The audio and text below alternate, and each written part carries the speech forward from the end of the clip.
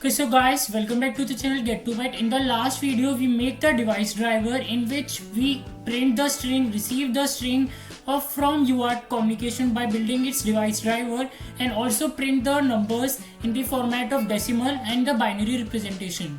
Okay और हम लोगों ने कुछ कॉन्सेप्ट्स भी समझे थे एसकाई के और डाटा टाइप्स के जो बहुत इंपॉर्टेंट है for our making our niche और for our better understanding in firmware development. अब आज हम लोगों ने जो लास्ट टाइम डिवाइस ड्राइवर बनाया था उनकी हेडर फाइल्स बनाएंगे. Okay so let's begin.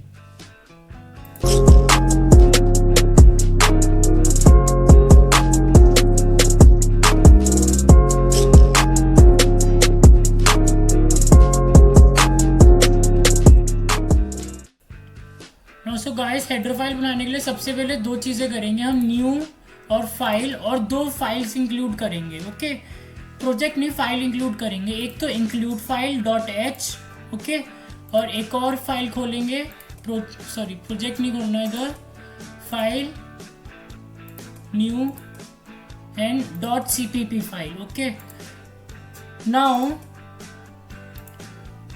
now I have copied all my code .h and .cc file का जो कोड हो रहा है. अब मैं आपको समझाता हूँ. Now all of this UART code is wrapped up in the UART.h in the UART.cpp file. They are written in such a way कि जो हमारा हम कोड से ना इन फंक्शंस को easily import और import कर सकते हैं. Now generally speaking हमारी .cc में ना .c फाइल्स में is where your actual code goes, is where your actual function calls, जहाँ पे हमारे सारे functions की definition होती है. Okay, as you can see here, सारे functions की definition हमारी .cpp फाइल में है, .cpp या .cpp फाइल में है. और .h file includes it is reserved for the hashtag defined lines that the UR is likely to want to change and for descriptions of the function that are included in .cpp file. Okay also और एक मतलब एक traditional way है कि इन strict सी और C++ every function should be prototyped before it is defined or used, and the traditional way to make sure this happens is to put function prototypes in the header files, that is in the .h files. A function prototype is very similar to a function definition with, जैसे आप देख रहे हो सारे function prototypes ही हैं जो function definition की तरह ही है. विद उसके मैंने आर्ग्यूमेंट्स बता रखे कौन से आर्ग्यूमेंट्स पास होंगे और उनका return type. Okay to use functions from a module given module से. अब मुझे अगर मॉड्यूल .h के फंक्शंस को यूज़ करना है, जैसे मान लो मेरे UART.cpp है उसके मुझे UART इनिशियलाइज और उनको यूज़ करना है. So what I will do, मैंने .h फाइल बनाई. .h फाइल के अंदर मेरे सारे के सारे हैशटैग डिफाइन और फंक्शन पैरामीटर्स हो गए. उसके बाद लास्ट में मैंने UARTs.cpp फंक्शन फाइल को इंक्लूड कर दिया. ओके एंड फिर सीधा .h फाइल को मैं अपने मेन प्रोग्राम के अंदर इधर इंक्लूड कर देंगे. जैसे तो gpio.h कर रहा है, we will include hashtag include UART.h. अभी फाइल का नाम चेंज कर देंगे. ना इंपॉर्टेंट पॉइंट जो मुझे एक बताना है, हमने जब इधर फर्मवेयर बनाया था so we were only developing for the hardware oriented UART 0 pair. Okay देखो सारे हमने USCC R0 0C 0B, तो जो मेरा 01 जो UART 0 जिस पर है that is only 0 and 1 pins of the ATmega board, हम उस पर बना रहे थे.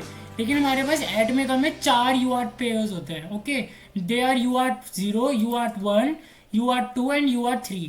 तो पहले तो हैशटैग डिफाइन चारों के लिए मैंने UART 1 USCC RC चारों के हैशटैग डिफाइन लिख दिए मैक्रो फंक्शंस. ओके फिर चारों के मैंने फंक्शन प्रोटोटाइपिंग कर दी है. फंक्शंस का मतलब मेरा लॉजिक सेम है सब में, ठीक है ना. सबका लॉजिक जो मैंने लास्ट टाइम बताया था सब में सेम है, बस सब में वो प्रोटोटाइपिंग सबकी कर दी. एंड देन सबके मैंने कोड लिख दिया इधर इन द .c फाइल. ये सारे मेरे देख लो UART2 इनिशलाइज में UART2 को इनिशलाइज करें. अब आपको कौन सी भी बॉड रेट पे कर रहे हो तो आप उसके अकॉर्डिंगली अपने UART पेयर की UART इनिशलाइज के अंदर UBRR की वैल्यू अपडेट कर देंगे. ओके जैसे कि अब ये अगर आप देखोगे सो इसमें है हमारा 103 9600, तो आप ये कर सकते हो. उसके बाद नाउ अब एक चीज़ और होती है जब हम लोग हेडर फाइल्स लिखते हैं ना, जब हम ये फंक्शंस को इधर डिफाइन करते हैं एक ये भी मेरा ट्रेडिशनल मतलब वो होता है कि we actually define our functions कि हमारा फंक्शन का किसका क्या रोल है. तो वो सीधा .h के अंदर आपको पूरा डिटेल एक्सप्लेनेशन होती है, हमारे कोड की एक्सप्लेनेशन होती है। ओके, सो अब मैं आपको जैसे बात फटाफट सबके बता देता हूँ किसका क्या रूल होता है। इनिशियलाइज जो हमारा होगा UART initialize, it will initialize my UART communication, it will configure interrupt करना है नहीं करना है। जैसे मैंने यूआर्ट इनिशियलाइज 1 पे यू कैन सी है, मैंने इस पे अपना RxCIE बिट को 1 कर रखा है। So in this receiver interrupt is enabled, अपना बॉर्डेट बताया, TXN RxN को इनेबल करा, और जो भी सेटिंग होती है कि स्टार्ट बिट स्टॉप बिट कितनी है, पैरिटी बिट कौन सी रखनी है, वो सारा इनिशियलाइज के अंदर आएगा।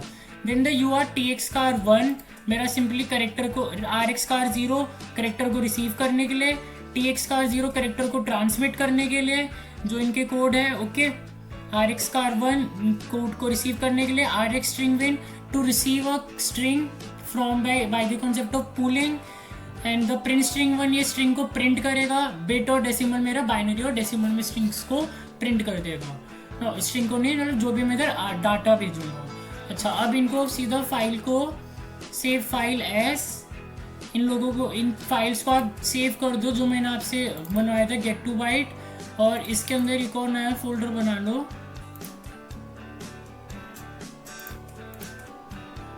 लाइब्रेरीज करके। ओके, और इसको हम सेव कर देंगे UART.cpp, UARTs.cpp। ओके, ऐसे ही लाइन जो हमारी है, हेडर फाइल जो है, उसको भी save in the same location .h file. Okay, so UARTs.h file save. अब क्या करना है हमें, now we will copy these UART.h and UART.cpp files into our project directory or include the directory wherever we have stored our code। तो अब हमारा जो project directory है वो कौन सी है, मेन पे जाओ और उसके बाद आप GPIO पे क्लिक करोगे तो ये आपकी प्रोजेक्ट डायरेक्टरी आपको दिख जाएगी, या आप AVR delay.h पे क्लिक करो या IO.h पे डिले पे भी करोगे, so you will get your project directory. Just copy down this path directory, ठीक है, कॉपी कर लो। देन अपना फाइल मैनेजर खोलो, गो टू C ड्राइव और इस पे जाके पेस्ट कर दो, और इसमें सिर्फ हैशटैग इंक्लूड तक करना, बाकी सारा डिलीट कर दो। Now press enter. अब इधर जाके I have already copied my UART.h और .cpp फाइल्स। आप लोग यहाँ पे जाके अपनी UART.h और CPP फाइल डेस्कटॉप से यहाँ से कॉपी करके, वर्क में जो गेट टू बाइट का फर्मवेयर डेवलपमेंट का है libraries, copy both of this files and copy to that directory. तो उससे फिर हम हमारे सीधा कोड में आ जाएंगे, मतलब कोड हमारा। उसके बाद अब हमें करना क्या है, अब हमारे मेन कोड से हम ये सारा हटा देंगे। We will just remove all this and simply include hashtag include UARTs.h, okay, and press F7, so see no error will come, और आपने header files बहुत successfully बना ली। So now finally what we have done in this first step towards our UART firmware development, हम लोगों ने पूरा UART का firmware बनाया है, same functions like serial.begin, serial.println, serial.read string वो वाले for all the hardware oriented UART pins, ठीक है, UART0, UART1, UART2, UART3 के लिए। अगर आप लोग मेगा 328 यूज़ करोगे तो उसमें सिर्फ एक UART अवेलेबल होगा, कोई इशू नहीं, आप सिर्फ एक UART पे कम्युनिकेशन करो। मेरे मेगा में 4 है तो इसमें हम 4 पे कर सकते हैं। Okay, so guys I hope आप लोगों ने ये समझ में आया हो कैसे हमें हेडर फाइल्स बनानी है, और we have successfully done this. अभी हम अब नेक्स्ट कमिंग वीडियोज़ में ना, मैं इनका इंटरप्ट से भी कैसे UART का फर्मवेयर डेवलपमेंट बनाना है। अभी तो we have use the concept of pooling. In the next upcoming videos हम लोग इंटरप्ट से कैसे डाटा को लेंगे और करेंगे प्रोसेसिंग, वो चीज़ देखेंगे। Okay, so till then guys, stay safe, subscribe the channel, like the video and press the bell icon to get notified every time new videos uploaded, and do mention your views on the comment section.